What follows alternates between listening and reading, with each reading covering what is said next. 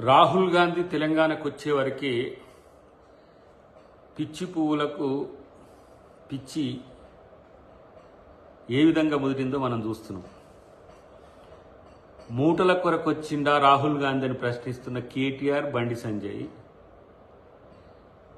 తెలంగాణలో జిల్లా అధ్యక్షుల యొక్క సమావేశంలో మాటిచ్చిపోవడానికి వచ్చింది. మీలాగా మూటలు మోసే కల్చర్ కాదు. ఇలా మూటలు కట్టుకున్నారు కదా. బీజేపీ పార్టీ ఫండ్ 1,00,000 కోట్ల పైనే, ఒక 10,000 కోట్ల రూపాయలు ఎలక్ట్రోల్ బాండ్స్, 90,000 కోట్ల పైచిలకు ప్రజల నుంచి సేకరించింది, చందాల రూపంలో సేకరించింది. ఇటువైపు బీఆర్ఎస్ పార్టీ చూస్తే 800 కోట్ల పైచిలకు ఎలక్ట్రోల్ బాండ్స్, 10,000 కోట్ల పైచిలకు ప్రజల నుంచి సేకరించింది, పారిశ్రామికవేత్తల నుంచి సేకరించింది. కాంగ్రెస్ పార్టీ చూడండి, 145 ఏళ్ల చరిత్ర ఉన్న పార్టీ, 250-300 కోట్ల రూపాయలు ఉంటే అవి కూడా ఎవరైతే ఇస్తారో వాళ్ళ మీద కక్ష సాధింపులు చేయడం.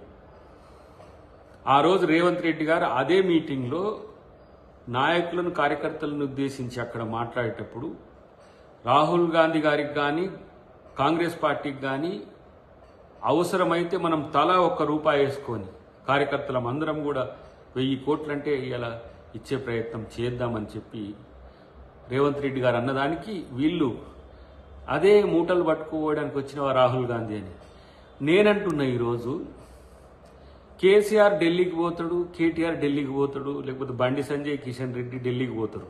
మీరు మూటలు పట్టుకొని పోతారా ఢిల్లీకి? మూటలు పట్టుకుపోవడానికి ఢిల్లీకి పోతారా? లేదంటే మీ మోదీ, అమిత్ షా వీళ్ళంతా హైదరాబాద్కి వస్తుంటారు, మీరు మూటలు ఇవ్వడానికే పోతారా, కలుస్తారా? కనీసం సిగ్గుండాలి చెప్పడానికి ఇట్లాంటి మాటలు. ఈరోజు కాంగ్రెస్ పార్టీకి ఎవ్వరు ఏ సహకారం చేయకుండా ఉండడానికి టీఆర్ఎస్ పార్టీ గత 2 ఎన్నికల్లో ఏం చేసిందో ఫోన్ ట్యాపింగ్తో అందరికీ తెలుసు. ఎందుకు కాంగ్రెస్ పార్టీ దగ్గర డబ్బు ఉంటే మళ్ళీ వాళ్ళు రాజకీయాలు చేస్తే మళ్ళీ వాళ్ళ నాయకులు గెలుస్తారేమనే భయంతో ఏ విధంగా ఎవరెవరిని బెదిరించిన కేసే ఫోన్ ట్యాపింగ్ కేసు. ఇంకోవైపు దేశంలో రాహుల్ గాంధీని ఆపడానికి, సోనియా గాంధీని ఆపడానికి ఏ విధంగా బీజేపీ ప్రయత్నాలు చేసిందో, ఎంతమంది పారిశ్రామికవేత్తలు బెదిరించి మీరు చందాలు కాంగ్రెస్